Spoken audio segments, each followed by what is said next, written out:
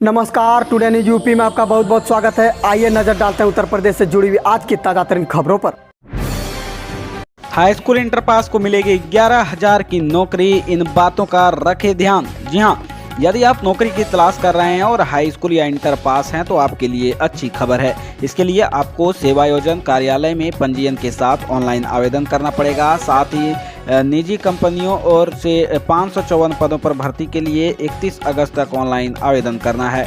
साक्षात्कार के लिए आपको कहीं जाने की जरूरत नहीं है, घर बैठे मोबाइल फोन पर आपका साक्षात्कार हो जाएगा। चयनित को 9,000 रुपये प्रति मास से लेकर 11,500 रुपये प्रति मास वेतन मिलेगा। लालबाग के क्षेत्रीय सेवायोजन कार्यालय के सहायक निदेशक सेवायोजन AK भारती ने बताया कि कोरोना संक्रमण के चलते ऑनलाइन मेला लगेगा। पंजीयन भी घर बैठे कराया जा सकता है। आवेदक की आयु 18 से 35 वर्ष के बीच की होनी चाहिए। 1 सितंबर से मदरसों में भी लगेंगी कक्षाएं। जी हां, प्रदेश में आगामी 1 सितंबर से मान्यता प्राप्त व अनुदानित मदरसों में भी कक्षा 1 से कक्षा 5 तक की पढ़ाई भौतिक रूप से शुरू की जाएगी। इसी के साथ कक्षा 6 से 8 तक की कक्षाओं में बीती 23 अगस्त से पहले पढ़ाई ही शुरू हो चुकी है। राज्य के अल्पसंख्यक कल्याण मंत्री नंद गोपाल गुप्ता नंदी ने इन मदरसों में कोविड प्रोटोकॉल का अनुपालन करते हुए पठन पाठन भौतिक रूप से शुरू करने की अनुमति प्रदान कर दी है। यूपी विधानसभा चुनाव के लिए 4 राज्यों से आएंगी EVM कोविड नोडल अधिकारी होंगे तैनात। जी हां, उत्तर प्रदेश में वर्ष 2022 के विधानसभा चुनाव की तैयारियों में जुटे भारत निर्वाचन आयोग ने उत्तर प्रदेश के लिए 4 राज्यों की EVM आवंटित कर दी है। इस बार मतदान के लिए महाराष्ट्र, बिहार, दिल्ली व छत्तीसगढ़ से 2 लाख EVM यूपी आएंगे। करीब 1 लाख और EVM की मांग यूपी ने की है। साथ ही कोरोना संक्रमण को ध्यान में रखते हुए सभी विधानसभा क्षेत्रों में चिकित्सा एवं स्वास्थ्य विभाग के अफसरों को नोडल अधिकारी बनाया जाएगा। नोडल अधिकारी अपने अपने क्षेत्र में कोविड-19 गाइडलाइन का सख्ती से पालन कराएंगे। किसानों और नौजवानों को ठगने का काम कर रही भाजपा, राम गोविंद ने दिया बयान। जी हां, प्रदेश की भाजपा सरकार पूरी तरह से किसान विरोधी व पूंजीपतियों को लाभ पहुंचाने वाली सरकार है। किसानों की आय दोगुनी करने वाली सरकार ने किसानों को ठगा है। किसान आत्महत्या करने को विवश है। उत्तर प्रदेश में भाजपा कांग्रेस की बड़ी बहन बनकर काम कर रही है। यह बात सपा के नेता प्रतिपक्ष राम गोविंद चौधरी ने पार्टी की प्रदेश भ्रमण पर किसान नौजवान पटेल यात्रा के शुभारंभ मौके पर यात्रा को हरी झंडी दिखाते हुए महमूदाबाद में कही। फिर उठी 69,000 शिक्षक भर्ती की मांग। लोग बोले सरकार चोर नहीं तो सार्वजनिक करे चयनित उम्मीदवारों के नाम। जी हां, उत्तर प्रदेश के प्राथमिक स्कूलों में शिक्षकों की कमी को पूरा करने के लिए जनवरी 2019 में सहायक अध्यापक पद पर परीक्षा का आयोजन किया गया था। 69,000 सहायक अध्यापकों की भर्ती प्रक्रिया में अनुसूचित जनजाति के पद खाली रह गए थे। जानकारों के मुताबिक अनुसूचित जनजाति के अभ्यर्थियों की अनुपलब्धता के कारण इन पदों को भरा नहीं जा सका था। इन भर्तियों को लेकर आवाज एक बार फिर से उठ गई है।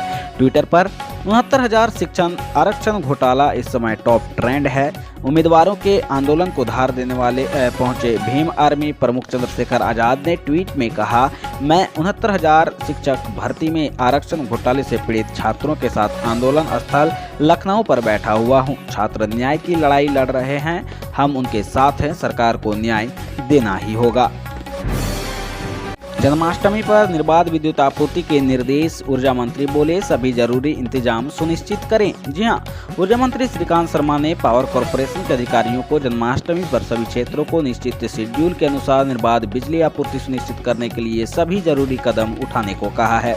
उत्तर प्रदेश सरकार ने जन्माष्टमी के मौके पर पावर कॉर्पोरेशन को प्रदेश में निर्बाध बिजली आपूर्ति सुनिश्चित करने के निर्देश दिए हैं। कहा गया है कि कहीं भी आपूर्ति बाधित न हो, इसके लिए सभी जरूरी इंतजाम किए जाएं। अधिकारियों को रात्रि पेट्रोलिंग करने तथा लोकल फॉल्ट जल्द से जल्द ठीक कराने की व्यवस्था कराने को कहा गया है। श्री कृष्ण जन्माष्टमी पर कोरोना गाइडलाइन का सख्ती से होगा पालन। सुरक्षा व्यवस्था को लेकर कड़े निर्देश। जी हां, उत्तर प्रदेश में जन्माष्टमी के अवसर पर सुरक्षा व्यवस्था के कड़े बंदोबस्त होंगे। मुख्यमंत्री योगी आदित्यनाथ ने नाइट कर्फ्यू का सख्ती से पालन करने के निर्देश दिए हैं। उन्होंने निर्देश दिया है कि कोरोना प्रोटोकॉल को लेकर जो गाइडलाइन निर्धारित की गई है उनका पालन किया जाए। सीएम योगी के निर्देश के बाद डीजीपी मुकुल गोयल ने अधीनस्थों को जन्माष्टमी पर कोविड-19 की गाइडलाइन का कड़ाई से पालन कराने की हिदायत दी है। डीजीपी ने जन्माष्टमी के अवसर पर होने वाले सभी कार्यक्रमों में शारीरिक दूरी, मास्क व कोविड-19 को लेकर जारी अन्य निर्देशों का पालन सुनिश्चित कराने को कहा है। इसके लिए अधिकारियों को खुद भ्रमणशील रहकर प्रभावी अनुपालन कराने के निर्देश दिए गए हैं।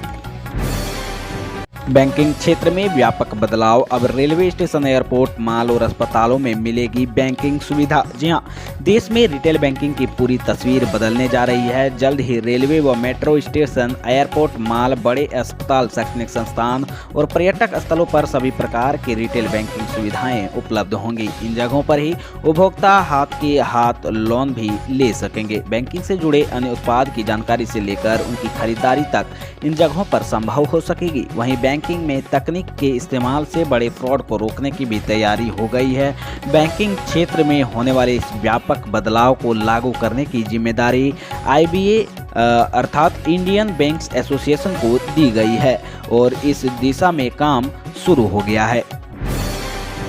लॉकडाउन के बाद ताजमहल की खूबसूरती को निहारने को उमड़ी टूरिस्टों की भीड़। एक दिन में 20,000 ने देखा ताज। जी हां, वैसे तो कोरोना की वजह से लोगों की कामकाज और दिनचर्या भी प्रभावित हुई है। लोगों के सामने रोजी रोटी तक का संकट आ खड़ा हुआ था, लेकिन समय की चाल के साथ एक बार फिर कोरोना को मात देते हुए विश्व की खूबसूरत इमारत ताजमहल को देखने के लिए टूरिस्टों की भीड़ उमड़ने लगी है।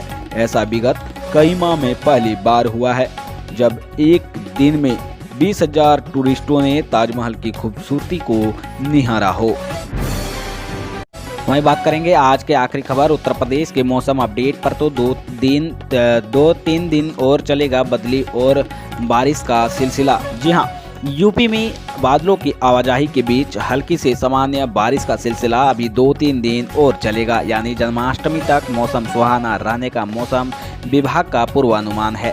मानसूनी हवाएं लखनऊ और आसपास के क्षेत्र में सक्रिय है। बंगाल की खाड़ी के ऊपर दबाव का क्षेत्र बना है जो इन हवाओं को जोर दे रहा है। IMD यानी भारतीय मौसम विभाग के अनुसार 1 सितंबर तक आसमान में आमतौर पर बादल छाए रहेंगे। इस दौरान 1 से 2 बार छिटपुट या सामान्य वर्षा कुछ स्थानों पर हो सकती है।